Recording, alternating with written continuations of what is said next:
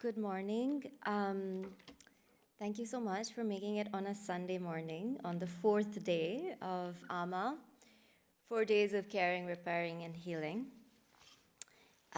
First, I just really like to warmly thank the team that has been behind organizing these days, including Magnus, Elias Rosengarten, Julia Grosse, Katrina Kuster, Michelangelo Corsaro, the entire technical team, our exhibition team, who have mobilized huge efforts to actually enliven the whole building in very different ways. There are so many partners involved, including Welcome from the UK and so forth.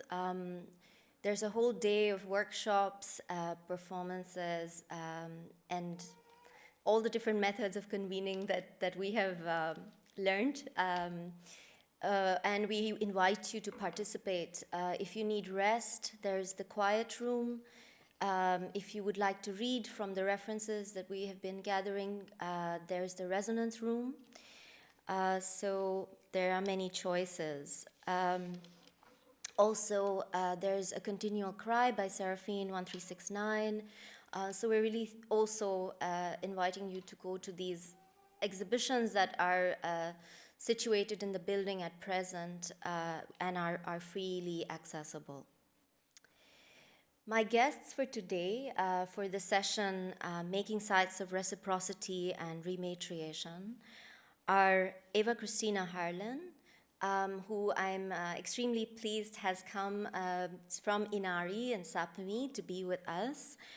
She's an archaeologist pursuing doctoral research at the University of Oulu, Gilligas Institute, that's the Institute of Sami Studies in Finland. And she looks into the many meanings and potentials of Sami objects, doji, stored in numerous museum collections across Europe, working very closely with the Sami community. And these collections also include collections in Berlin. She grounds their holistic relationships to the material sphere, ancestral relations, and the intimacies of cultural language. The power of Sami belongings conveys the reciprocity between human and non-human life forces in the environment, calling forth a deeper understanding of how and when one should gather materials, but also never take more than one needs. One of the key projects that Eva Christina Harlan has been working with is with the Sami visual artist and activist Auti Pieski. We have also worked with them together for the 13th Gwangju Biennale, so it's an ongoing relationship. Their texts are available in our Feminism's reader Stronger Than Bone, published by Archive Books, which is currently in the resonance room as well. So the project, one kind of a landmark project, I would say, that really marks this examination of Sami women's lives and perspectives is the Rematriation project, the Lajo Gapir Matarakuid Gaba Gapir, the Four Mothers Hat of Pride. And it is this project that we will hear about today, but also Harlan's continuing work for a large-scale exhibition at the Sami Museum, SIDA, in Inari.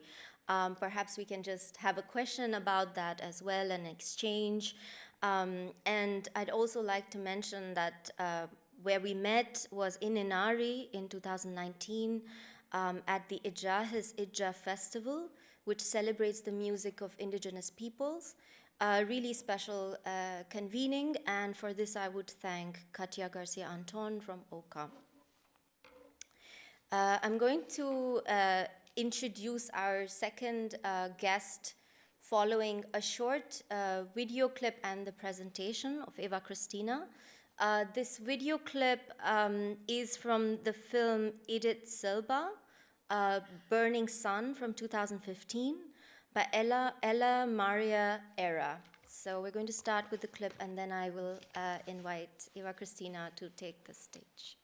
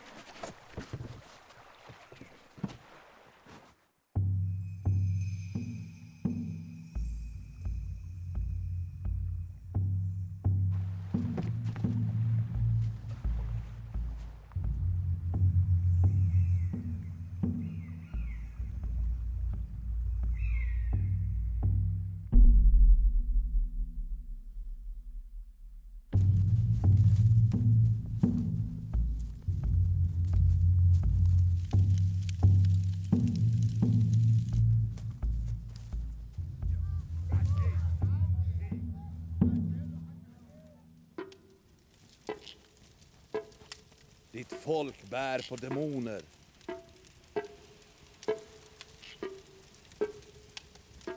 Vet ni inte att i ändan av den här mössan bor själva djävulen? Detta är djävulens verk. Vi har kommit hit för att rädda er alla.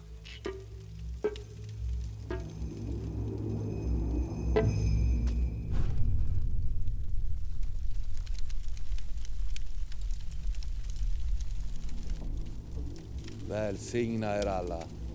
Ni är välkomna att höra Guds ord.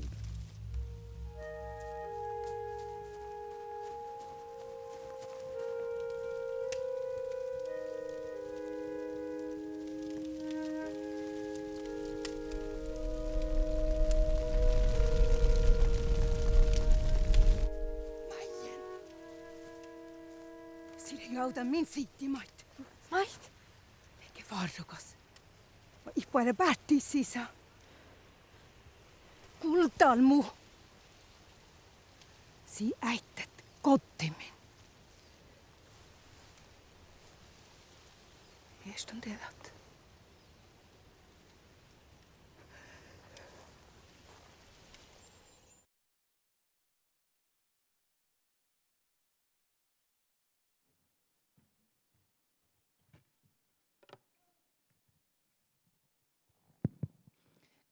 Good morning, everyone.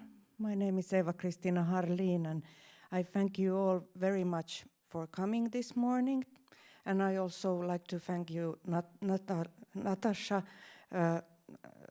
for having me here.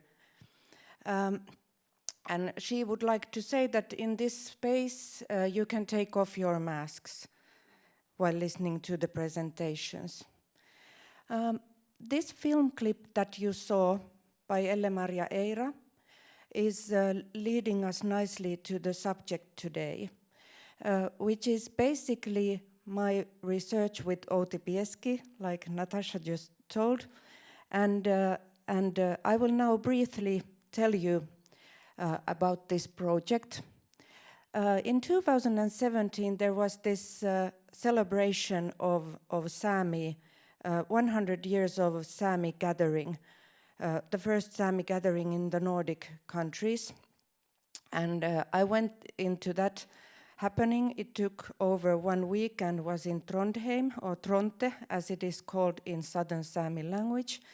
And there were several exhibitions about ethnographic Sami belongings, but also several contemporary art exhibitions, as well as different kind of political and cultural meetings. And it was really beautiful. The whole city was filled with Sami people, Sami flags, and you heard Sami speech everywhere. And it was really a great experience. And I was there with Outi, and then as an inspiration from the Repatriation exhibition called Bostede, which celebrated the repatriation between Norwegian Cultural History Museum and another cultural history museum of the University of Oslo called Bostede. And in this exhibition we saw, it was actually in the Archbishop's Place, very interesting arena for a repatriation exhibition. And there we saw one Latjokahpir, which is this quite stunning Sami woman's crown used in old times in certain areas of Sapmi. So this had started to talk to us. It had been interesting me for well over a decade. I started to work with Sami repatriation in 2006, and this had always been very interesting to me, since it did contain this narrative that you just saw, that the priests, when they came to Sapmi, or they wanted to destroy these hats and burn them, like in earlier days they burned the sacred drums of the Sami people. So basically because there was this narrative that the devil lives in this fierra, which is the protrusion in the hat, which makes it very specific. And we then decided to do research on it as a kind of cooperation project between a researcher and an artist. And we started by reading everything and visiting the hats we had at that time in the National Museum of Finland in Helsinki. And actually, the hat that was exhibited there, one of the hats, we knew it came from Talvadas, which is Outi's home place. And while doing a lot of archival research, I went to the ethnographical archives in Helsinki and to different kinds of archives. I then found out that this hat had probably been sold in 1902 to Theodor Schwind by Outi's ancestral mother, which made this process turn into quite a different kind of project.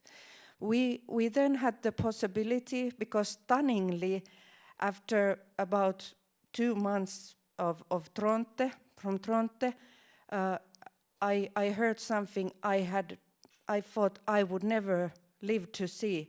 Namely, the National Museum of Finland and the Sami Museum Sida signed a contract that the National Museum will repatriate the whole Sami collection to Inari, to Sami Museum Sida. So at that moment we had the possibility to study the hat, and we had a whole day between me, Outi, and this hat. And from the beginning on of our project, I taped Outi while we were studying the hat, while we were talking about the hat. I always had the tape recorder. Obviously, these discussions were very intimate. We are very good and close friends, and also they became very intensive. And then finally, we were thinking about, okay, should maybe she make this hat for herself? And then we went to, during all these years, we went to several museums and institutions in Europe and in the Nordic countries. For example, we visited quite in an early phase. I went to Berlin, to Museum of European Cultures, where I had the possibility to study all the Ladjokahpirs they have in their collections, and also see the whole collections otherwise, and which was really nice because it was really helpful. And then we always took kind of looked at how the hats have been made, and based on this all these models we had made, and the usual object study that we did. Of course, I as an archaeologist and as a specialist for studying objects, and Outi as an artist who was very interested about the form of the hat. So then basically she got invited to on our Independence Day, or Finland's Independence Day, to the President's Castle, and she decided to wear this hat and make it by the model of her own ancestral mother. And at the moment when she went to the castle, it was like boom, Facebook was like in an explosion, because the Sami women, they were really commenting on, saying beautiful things, and like, I'm crying out of pride, I yoik to my foremothers, and that sort of stuff, which led me to think that now this is a very interesting thing, that the Sami woman really reacted so strongly. So, and basically from the beginning on, we were in a discussion with the society to ask, what do you want us to do? Is this okay? We all the time said, okay, is this okay? We went back to the society, and unlike normally we scholars do, we never give our results before they are published. But we went outside, we told everything, and went everywhere where they took us. And then eventually Outi had the idea that maybe this should be kind of we should share the knowledge and arrange workshops for Sami women to whom this Latjokahpir tradition belongs to. So we started to arranging them in different places, 2 times in Norwegian Sápmi in Karasjok and Teanusalti, and then 1 time in Finnish side of Sápmi in Ohtsejohka. And in these workshops, Sami women came together, and we all the time started these meetings by sharing everything, sharing the knowledge, sharing the narratives, sharing the archival stories, all the kind of provenance we had found. And then we started to work with the hats. Obviously, me being a non-Sami person, I'm a mother of a Sami child, but I'm kind of a member of a family, but not by birth, so to say. So I did not take part in this, in the making of the hat, even though I have been learning Tuoji from my mother-in-law, but we thought that it's best that this comes from the persons who really are kind of born into the Tuoji tradition and to the Arpevieru, the tradition, and to all the silent information and traditional knowledge. And this was really interesting because these workshops, they became very, very powerful, and I had the possibility to then interview these women. And during these interviews, they were wonderful. I mean, it was such a great pleasure, and it became clear to me. I had earlier on studied the meaning of Sami objects because I wanted to tell the main population and to the museum who owns these, who govern these wonderful collections that are missed at home, that why are they so important. So I have felt that this emotions is the most important thing. So I could talk on hours about this hat and the process, but anyhow, here you see some examples of the book we made. We have given the information back to the Sami woman, and this book has been kind of, it is our gift to the Sami woman, a thank you gift, because we have had the possibility to do research on it.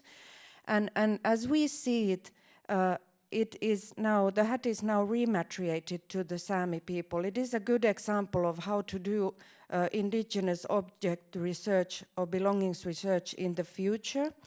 And as you see, it has been a lot of inspiring to my co-worker Outi, who has all the time depicted also how this Latjokahpir is also in the nature, and it will kind of, it belongs to the land. And currently we see the wonderful example that these hats are slowly coming into use again after 100 years of not being used, and there are a lot of stories that have been now shared, and it has become a part of the Sami society again. It has been re-socialized into the society. Thank you.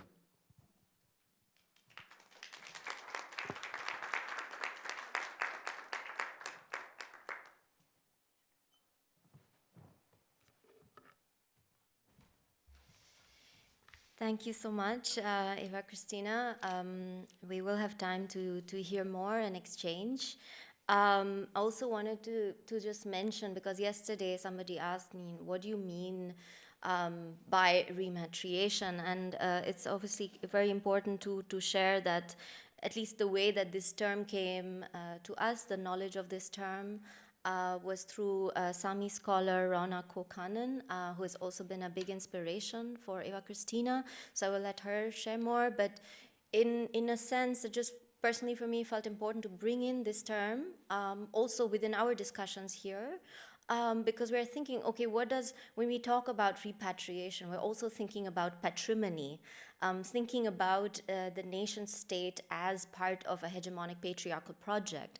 But what are the lines of matrilineal knowledge and understanding? And how do we think through gender justice in relation to also these processes?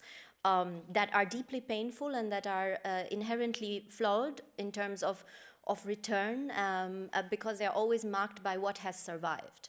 But we're also thinking together about what has been destructed and how to revive that memory and that logic.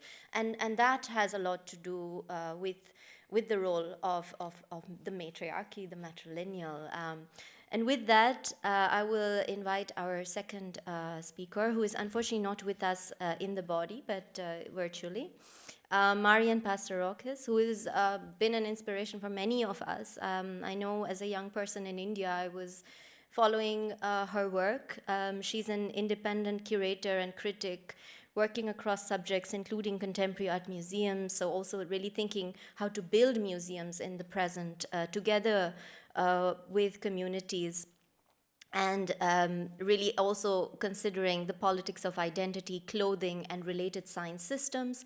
So also various forms of material culture and orality in her work, and also really not only taking note, but participating in processes of transitional justice, of various forms of reparation, and acknowledging the deep scars of ethno-linguistic and religious violence, as well as centuries of colonialism in the Philippines.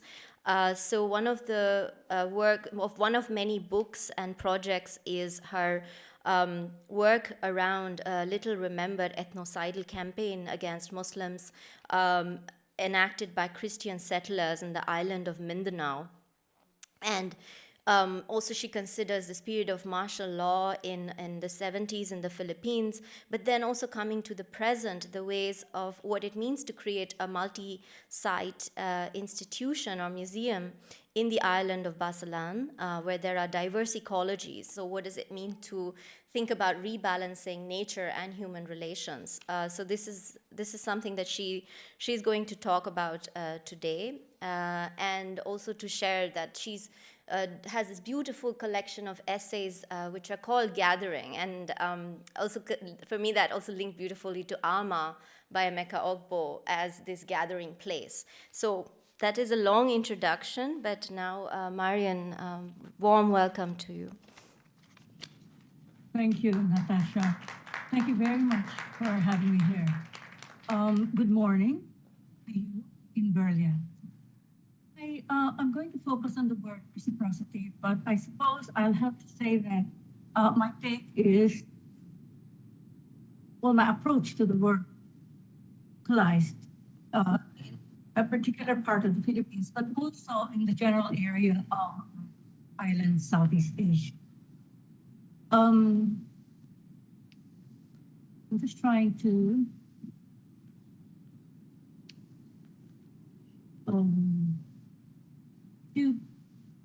for a moment. I can't to make my PowerPoint.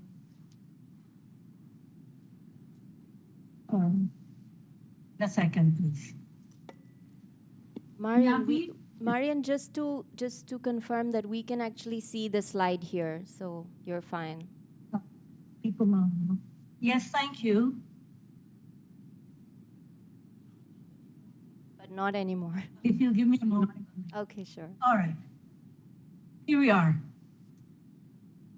It's a museum to cross-cultural understanding. We're trying to get a name for it, but it is an island called Basilan. It's a province. It's in the Philippines. It's work in progress. The drive ideas are as follows. It's a reclamation, a reclaiming of the archaic island Southeast Asian system of reciprocity. Almost all anthropologists use the word reciprocity and exchange, those two words, as diagnostic of island Southeast Asian cultures. And that's essentially the Philippines and Indonesia. But the Austronesian world, in which we belong, stretches from Madagascar to Easter Island and pretty much all the islands in between. I'll be speaking a little bit more about this archaic reciprocity, but in claiming it for today, it's not to claim it as it was, but to reconstitute it as an ethos, perhaps, to express command of the present.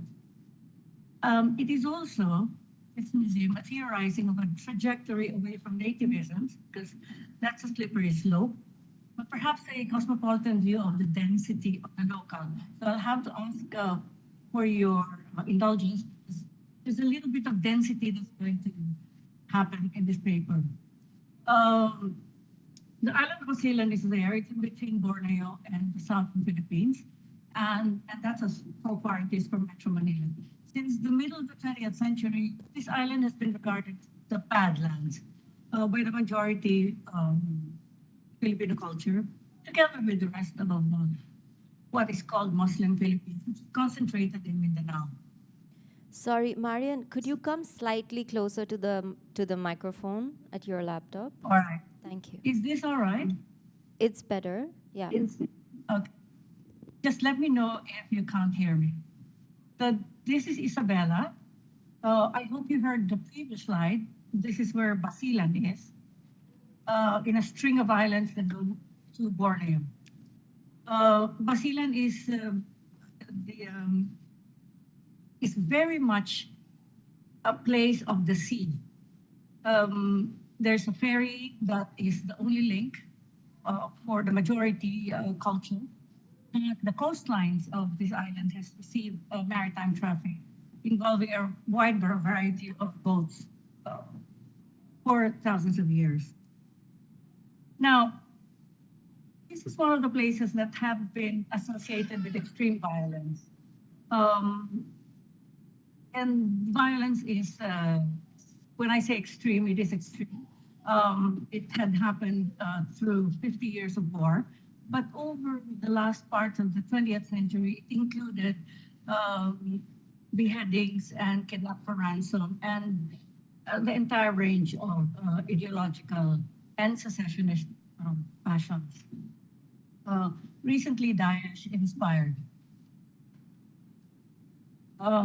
Britannica has an entry on the Abu Sayyaf group, which was born here in Basilan Island.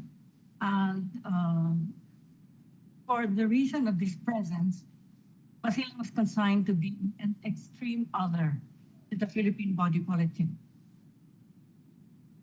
As of June of this year, there were still bomb makers. But as I note in this presentation, or I would like to note in this presentation, that all of that transpires simultaneously with the persistence of lifeways that are thousands of years old, notably xenomadism. These are just simultaneous ways of being, living. The good news is that much of that violence has stopped. We don't know for how long, but there's enough for the traffic of people to increase. And this is not to say that the traffic of people actually stopped. It went on continuously through the years of violence, largely because of kinship and long-term economic and cultural networks. These networks predate, of course, present 21st century. And in the majority of cases, these networks predate the 19th and earlier centuries. But here's road building that is now changing the violent situation in the island, on the island. Recent suicide attacks,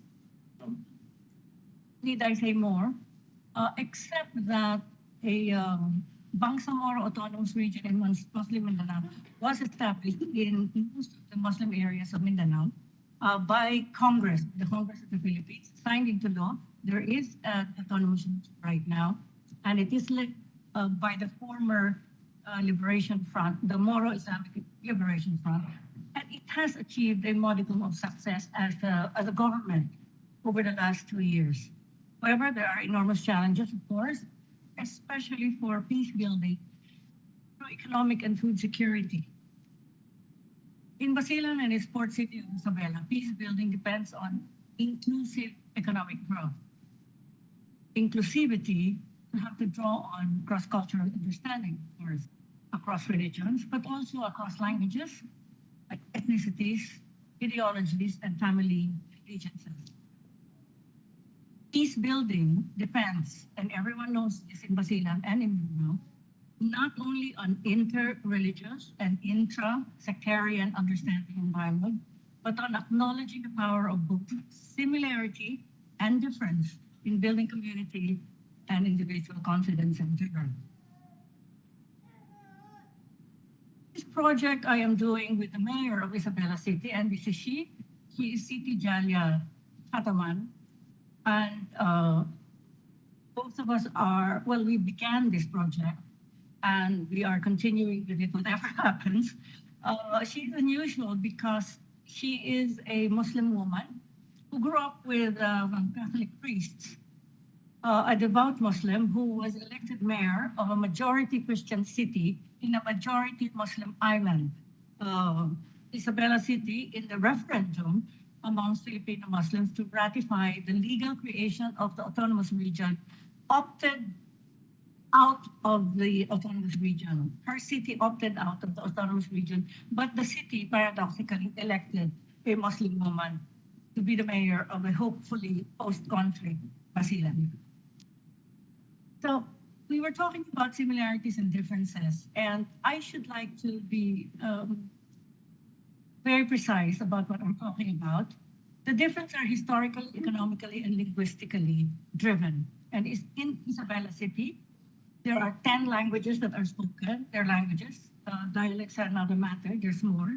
Some are languages of powerful ethnicity, such as the Tausug, spoken by the group that constituted the Sultanate of Sulu, a very big polity over about 2 centuries ago. But some are languages of extremely marginalized sea nomads. The national government has extremely militarized Muslim Mindanao through the 15-year war. Many children and teenagers grew up in families with military men married to local women.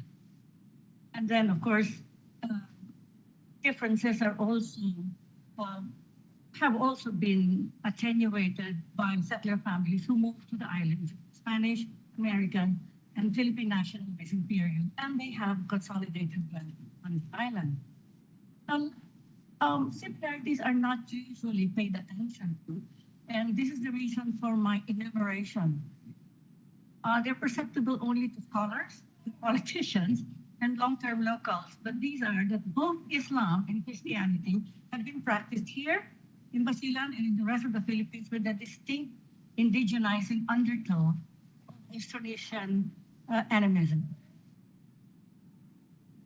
Secondly, aside from Chinese, English, and Spanish, all the languages spoken on Basilan are Austronesian.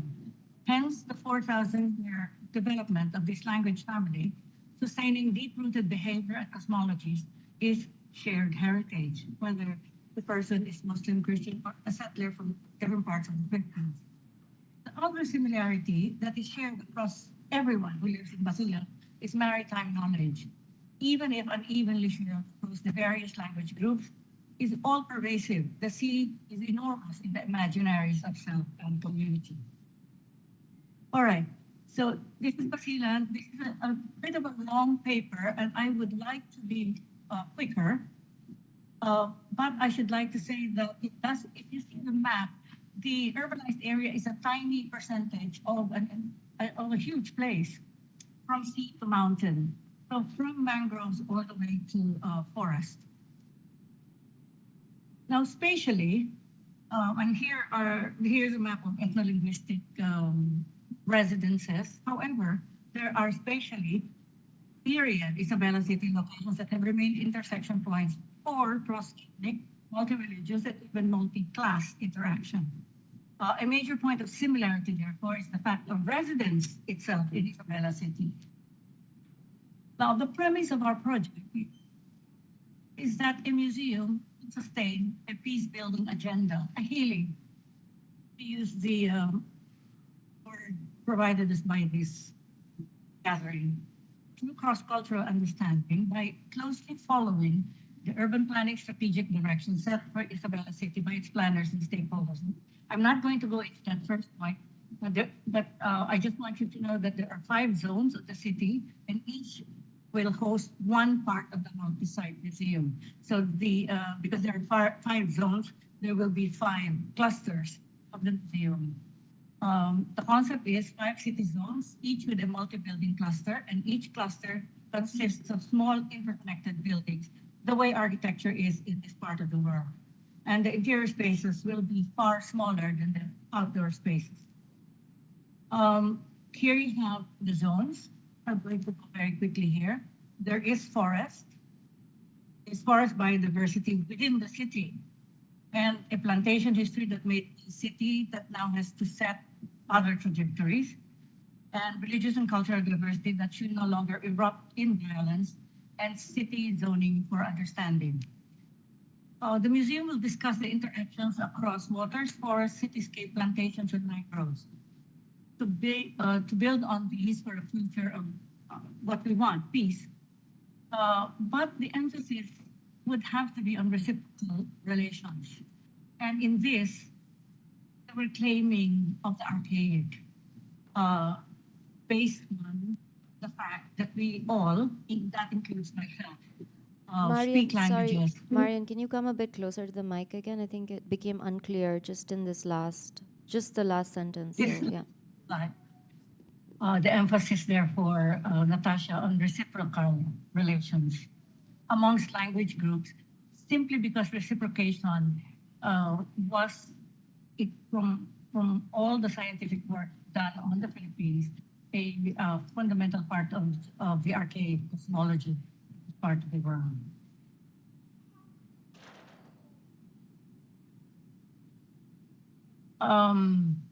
Let's do a summary of archaeological, linguistics, anthropological, and other studies.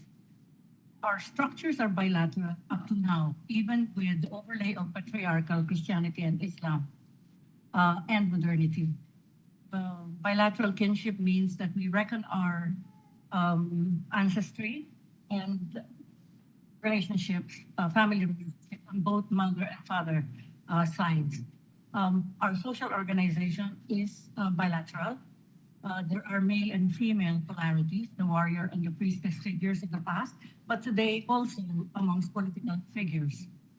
There's a highly calibrated reciprocal exchanges between male and female forces or polarities. These correspond often with upstream, downstream, and mountain sea spatial orientations. We can't go deeply into this, but there is also a significant degree of matrilocality, meaning to say upon marriage, the man moves to the woman's residence. It has also been argued that together with Austronesian animisms, these features of the Austronesian conceptual universe had survived Islamization, Christianization, colonization, and modernization. There is therefore new scholarship reconsidering the way women are viewed in the development world. I would like to read this from one of many citations of new work on gender.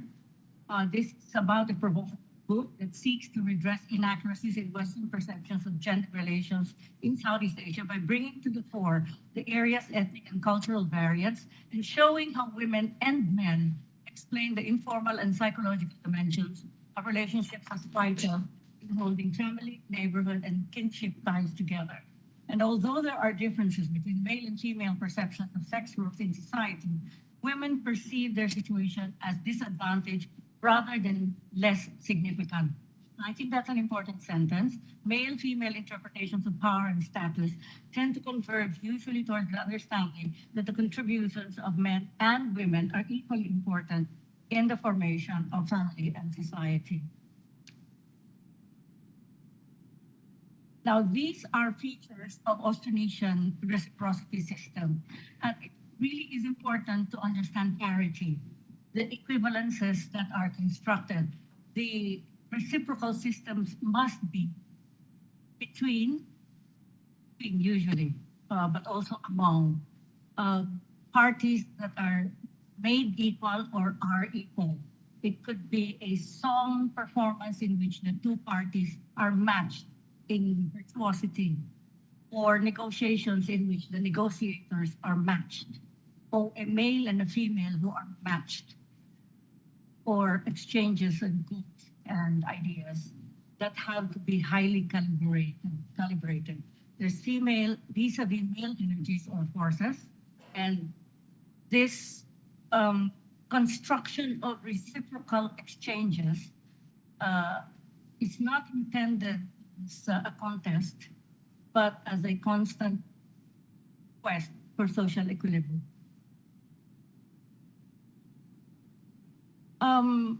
Just a little bit of a historical footnote. There were big rubber plantations on the island that was established by the American colonial government, and in fact, this had changed the relationship, the reciprocal relation with the forest and the sea, because it was an extractive industry, and it did leave most of the island and the people in the sea around it impoverished, while wealth was created for basically settlers.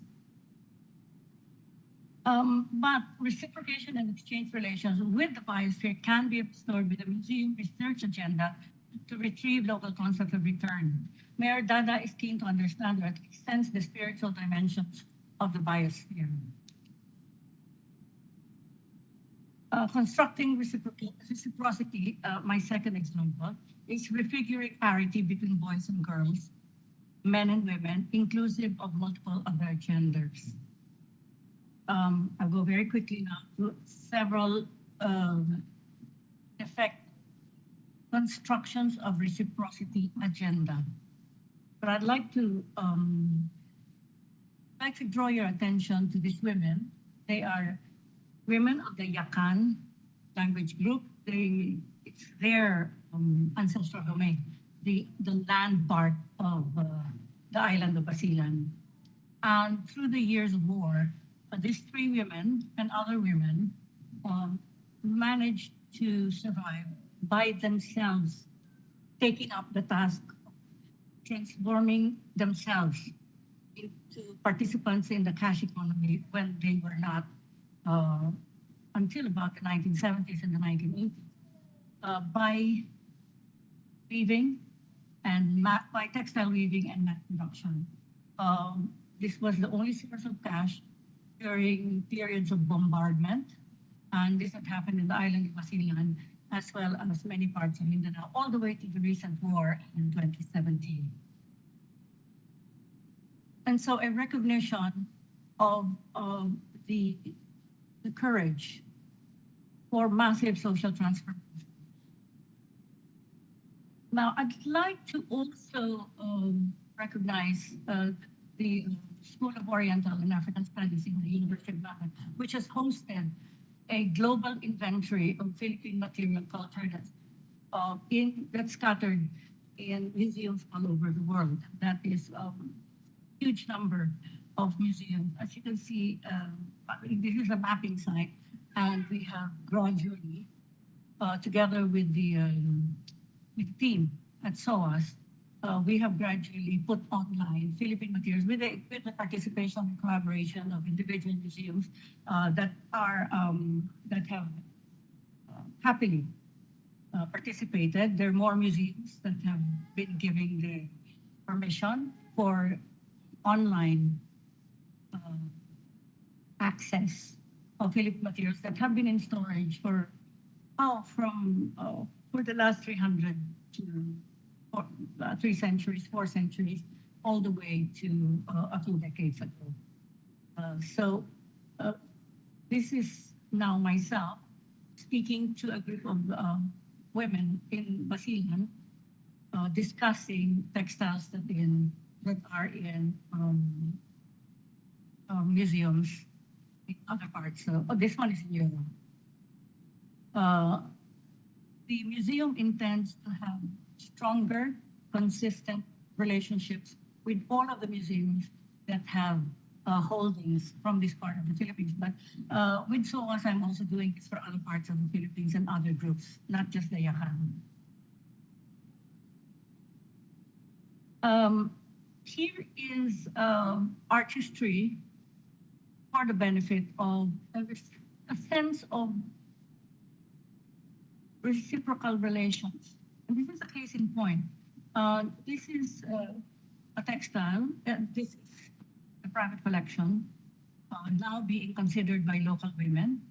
Um, it's a head cloth. It has a clear imprint of the China trade. As a matter of fact, it's made of silk completely, and silk was never produced in the Philippines. It came from China. And the compositional aesthetic is South Asian, but the integrity of the piece and the ritual context of the piece is Toulouse's ritual cosmology.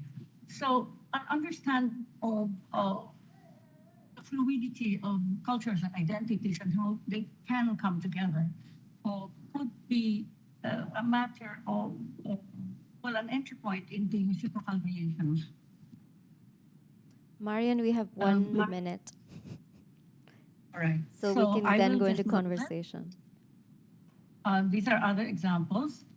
I should like to just focus on the past here by just the slides that show that this is all that's left by way of boats. Those are the boats of the past, but what relations can be constructed with the past that had to do with warfare? Also, uh, remembered in history, but not remembered by the people themselves. There's another kind of reciprocity, and it's with between the people themselves and how they want to be represented through art, through photography, how they want to present themselves, how they want to represent themselves, is another area for constructing parity uh, in reciprocation. Reciprocity within youth, amongst youth groups. We can go on and on about this. We've been working on this quite a bit. And the male and the female, which now are going to change very clearly, and where to find the strength to change gender roles, because it can happen. It has been happening. 10. Beyond discussions of a common Abrahamic cosmology, Muslim and Christian communities are explored for mystical traditions of islands of East Asia, which remain within these regions.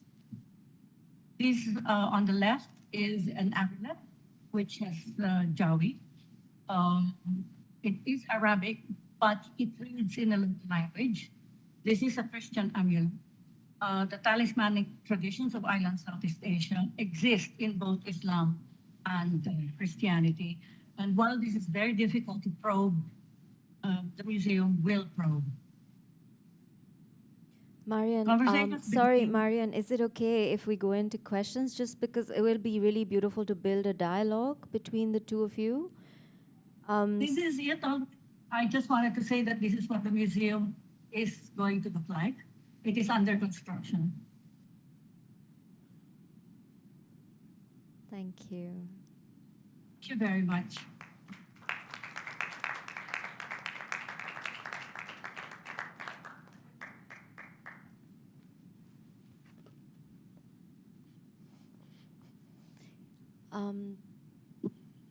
Thank you for that. I'm waiting for Marian's video to come on so we can also see you then, Marian. Maybe Here you are. Here I am. great. First, maybe we start. I start with a question to you, Eva Christina. I was thinking very much about, the way that you also mentioned the kind of element of intimacy and privacy and protecting the kind of silent knowledge and what has also been treated as forbidden and oppressed knowledge systems. So this is a question for you, but also perhaps for Marian. I'll share another example which came from the Samoan Persian Cantonese artist, writer, curator Loli Eshragi, who Brooke Andrew has also shared their position. Loli, during one of our conversations, was mentioning how, when they are working as an artist too, presenting certain forms of ceremony or ceremonial codes as part of performance practice, they keep room for grieving and working through traumatic memory.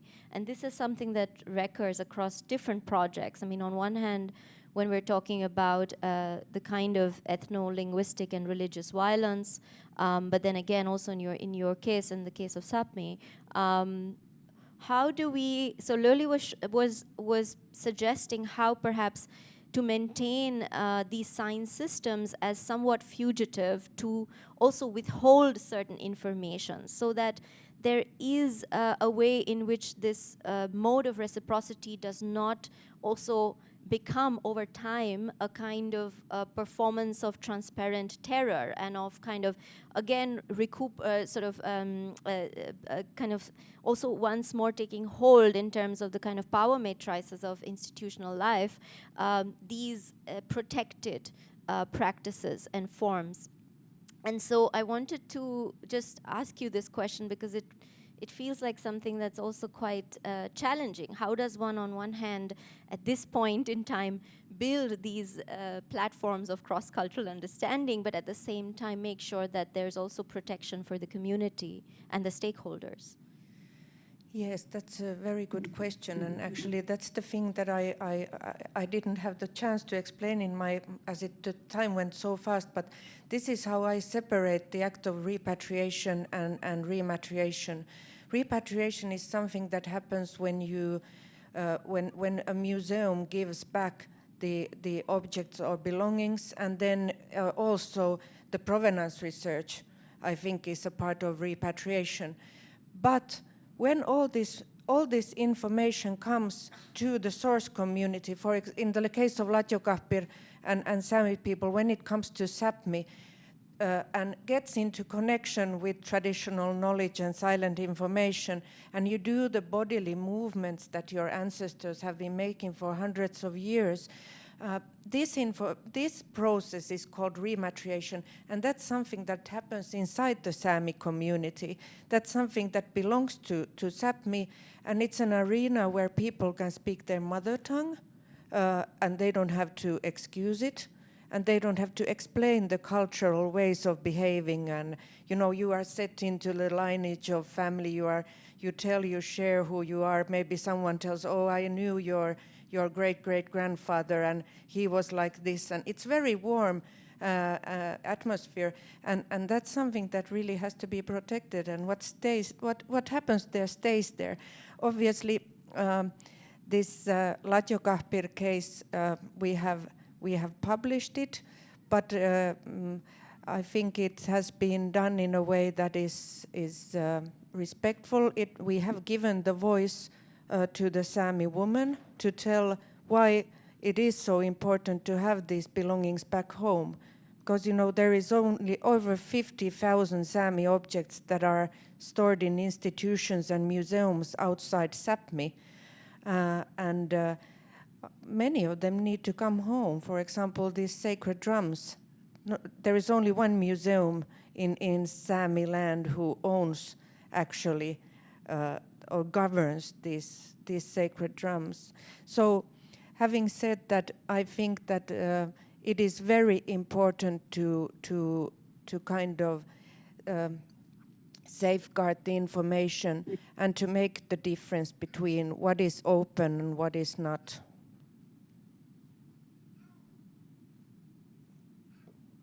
Marian, do you want to take that question? Only to say that, of course, I come across it at this point every day of my life now. In this project and in other projects, there's one that involves actual transitional justice issues concerning massacres that were perpetrated over the last 50 years, and how especially groups of women have indicated their unwillingness to speak about. There are reasons that are clear to us, such as when there's sexual violence that's involved. there are reasons that are unclear to us who are in teams doing this work, which have to do with the simple right to silence, which they also insist on. And there's also reasons that have to do with a culture that preserves around it its uh, its construction as quiet. Now, what is the museum? What is the exhibition? What is art making to do in the face of this? And I think that in the face of this, it simply um, keeps quiet, keeps a respect distance. Um, the art world, the museum world, should know where the limits are of its technologies of representation. Thank you. Um, on that note, I also wanted to refer to this really important recent book that is called The Delusion of Care by friend and collaborator Bonaventure Sobejeng Nikung.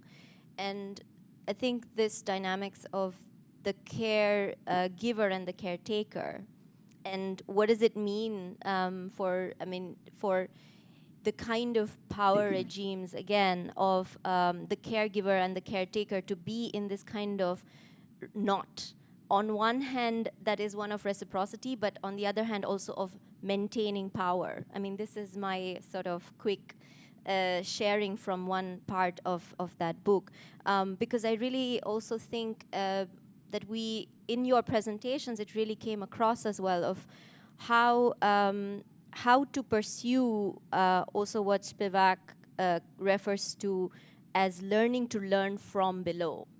And so it's not even just learning from below, but actually, really first the learning to learn aspect, and then really also thinking very much about the kind of epistemic ignorance. So what to start with what we are ignorant about as art world folks who are kind of coming in to also having the authority to create and mandate institutions. So I really wanted, before opening up, to just share, if you could share some, just an example also of where you feel, perhaps Eva Christina, that that Sami self-determination and gender justice, can really also enter into the museum at this point, where there's such hope, where the kind of object beings and ancestral belongings are returning. And for you, Marian, as well, I mean, there's just so many decades of experience that you're drawing from also now around this sort of learning to learn from below.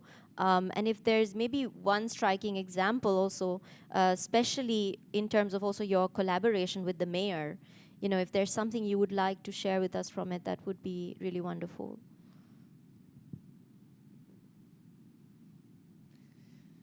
Well, I'll get okay, please start. please. My collaboration with Mayor Dadao began very interestingly. Um, she gave a paper in the Asian Institute of Management. She was invited as a local leader.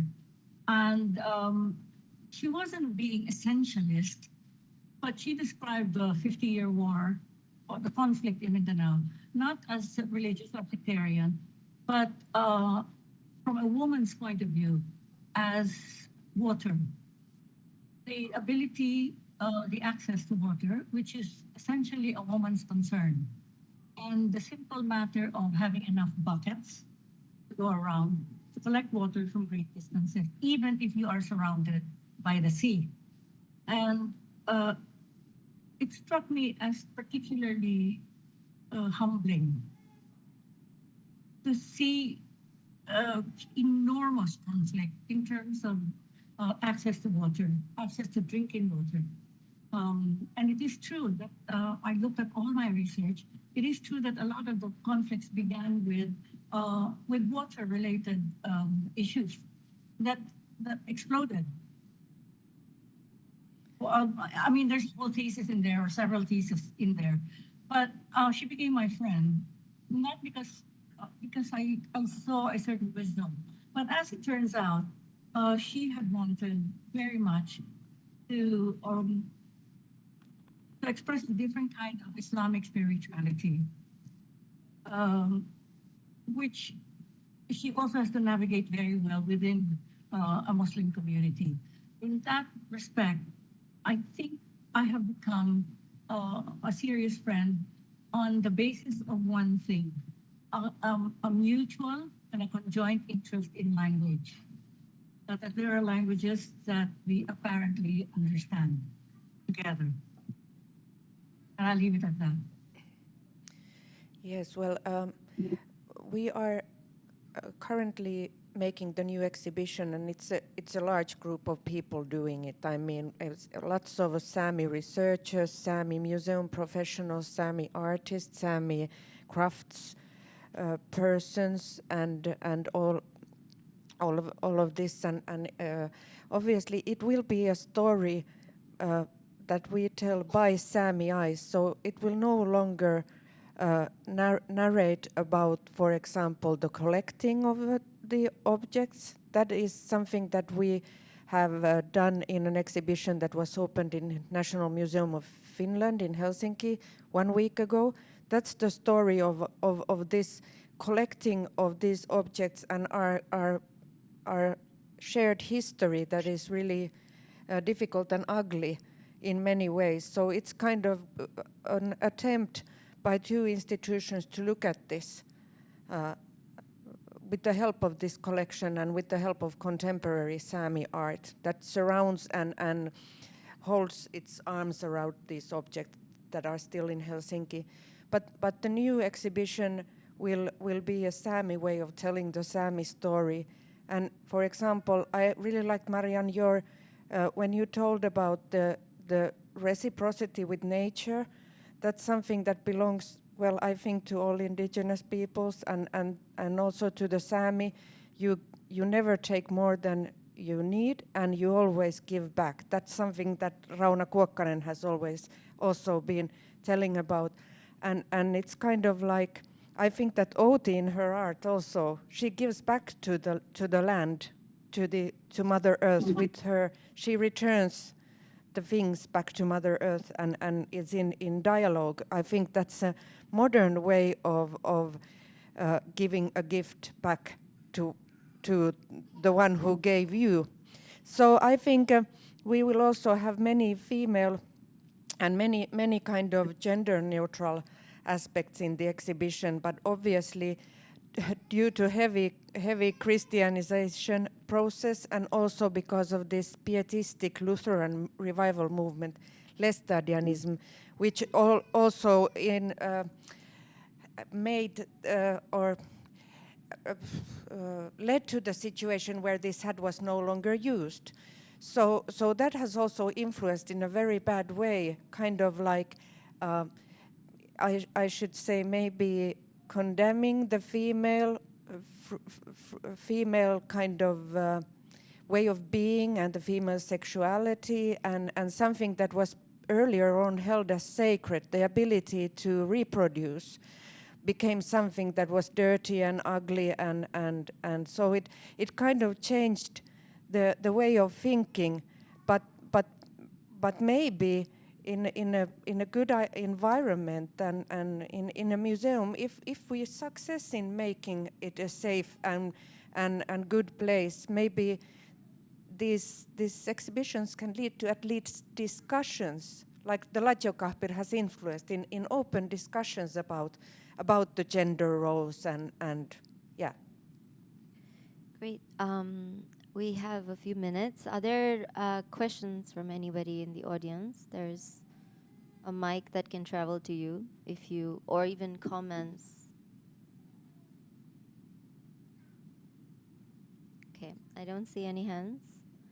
All right, I guess one question from me, Marian, because we had to slow you down in the last part, is if you perhaps want to share a bit about also this question of architecture and the sort of the image that you showed us, of course, is the plan of what is to come. And it might be great to hear in relation to also the ecological dynamics in this area, how the actual building is going to kind of lead into also inviting communities there. Well, simply because the scale is not over large. The scale is, as you can see, the same as a house. The houses are clustered. The houses are on top of the water. Now, boats can also park in front of the museum. And so the idea is that the space use in the museum should be space use that is familiar to the community. So whether the community is coming in by boat, the little boats, or the community is coming in through the big ferry, which means that they arrive by airplane from another city, or it is the families around. It is a place that looks like you can roll out a mat, and the mats are fabulous in this part of the world, and sit down on the floor and have gatherings both indoors and outdoors. The important part or the important element of this architecture is it's really light on the ground. This area is, it doesn't show, but it is mangrove area. And the museum will be, this particular cluster is going to be surrounded by mangrove, but the other clusters in the forest will be surrounded by forest. But the cluster that's going to be in the middle of the business district will be surrounded by the old business buildings. But the important thing is the permeability of the spaces and the fact that you can use it in pretty much the same way that other spaces are used in this part of the world. So yes, thank you for asking about architecture. Great. I guess if there's no questions, there's one. Okay. Yeah, sure. I found very precious the concept of rematriation. I start seeing how repatriation is something that is actively asking for something back, and in somehow also giving more power to the one having the object that we want back. And I start seeing how with rematriation is more tuned with just embodying what is around the object and calling it. And I was wondering, how often this could be a way that someone can de-escalate situations where there is this, I want back what belongs to me, but like to bring it on a different layer, the conversation. And this was a comment, and this is also maybe a question. How in your experience, if shifting the conversation changed dynamics? Yeah, I think it's about it. It's shifting the conversation from between the kind of Western museums and perhaps in this example Finnish museum people and Finnish people into the Sami. So you shift from one world into another. You shift from the world where the Finnish people have the power, kind of, and then you go into something where the Sami have the power themselves, and because and can then study and get to learn the objects again, be with the spirit of the objects, which contains the spirit of the ancestors and the love that is always put into tuoji, to crafts when you do it. So it's a very intimate situation which requires, of course, a certain way of being. So I see them not as exclusive, but I see them as something that follows one another. But I think it is a good example to tell to the Western museums why. This is one reason why it is such important matter to consider repatriation. Marian, would you like to conclude with that? Um, language again. The absorption of these objects, this material, this cultural material, into storages and into accession records. And we all know what accession records look like, and exhibitions. Is the transformation of of an entity, something, into an object. In many cases, these were not objects at all.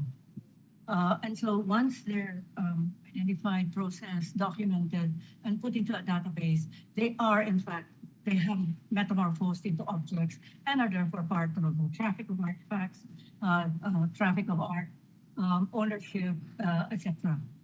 And the museum is the principal party in this transformation of dynamic entities into objecthood.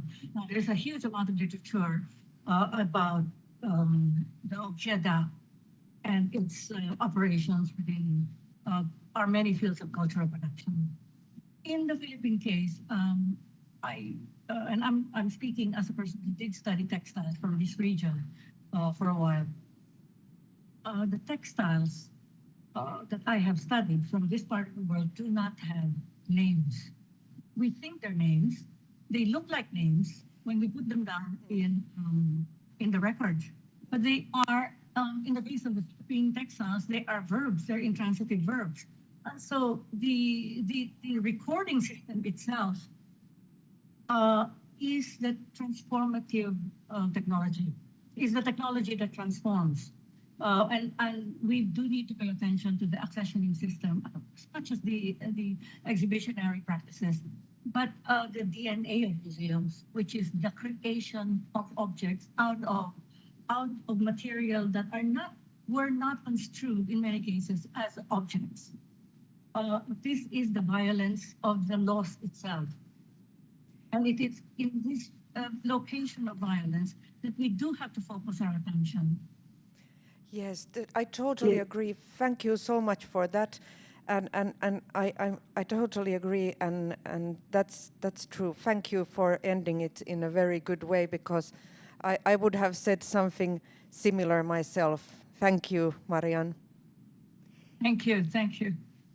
Thank you so much. It's really an honor to have you both in dialogue, and for me, it's I really take it in this spirit of bringing together. And this is not the first time that Marianne has been in dialogue with wonderful Sami comrades. So the previous was Beskan Nilas, and I think this is that process. We're really doing this to build the kind of enduring alliances that we need within and outside the institutions that we inhabit.